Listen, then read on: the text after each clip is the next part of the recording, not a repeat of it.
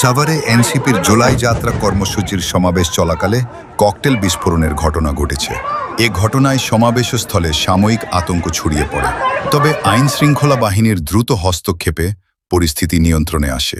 ঘটনার পর নিরাপত্তা ব্যবস্থা জোরদার করা হয়েছে এবং বিস্ফোরণের সঙ্গে জড়িতদের শনাক্তে তদন্ত চলছে।